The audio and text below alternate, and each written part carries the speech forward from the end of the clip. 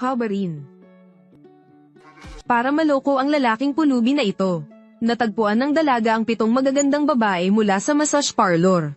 Para makapili ang lalaki, ngayong beses, magseselos na rin ang guro sa lalaki. Hindi inaasahan na makaharap ang 7 magagandang babae. Hindi naman pumili ang pulubi kanino man. Nakita niya ang magandang ugali ng binata. Mas lalo siyang nagustuhan ng CEO. Kaya, agad na nilapitan ng dalaga ang binata. Isang pagsubok lang pala ang kanina. Masaya na ngayon ang dalaga. Gusto na niyang pakasalan ang binata. Gusto mo ako, di ba? Pero sino ba ang mag-aakala?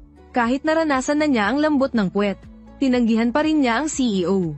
Gusto niyang manatili rito at mag-ensayo. Nang mga oras na iyon, ang CEO ay nalungkot.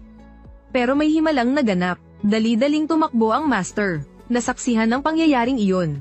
Hindi na kinaya ng guro. Kaya, ayaw nang magpaistorbo ng guro. Agad niyang pinalayas ang binata. Wala siyang nagawa kundi umalis sa bundok.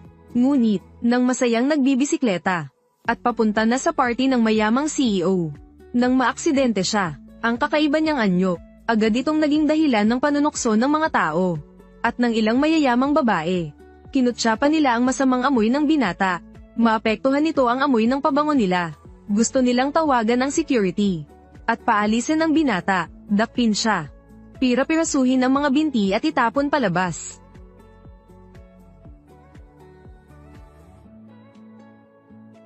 Let me see who dares. Nakita niyang inaapi ang kanyang lalaki. Agad na nagpakita ang babaeng CEO. Sobrang galit siya. Siya si Nintin Tuyet. Sino ka ba? Paano mo nadinig ang pangalan ng presidente? Mali po ako. Bulag po ako sa katotohanan. Kinatawan ng mga kilalang personalidad. Magandang umaga, Direktor Nin. Ang CEO na ito. Bakit niya ako sinampal? Ang lakas ng loob mong hawakan siya, gusto mo bang mamatay? Sa mundong ito, walang sino mang pwedeng hawakan siya. Siya ang prinsipe.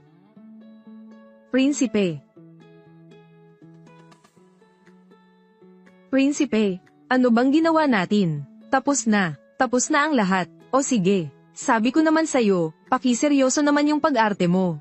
Tingnan mo nga siya, parang basahan ng itsura. Prinsipe raw, ha? Sino naman ang maniniwala dito?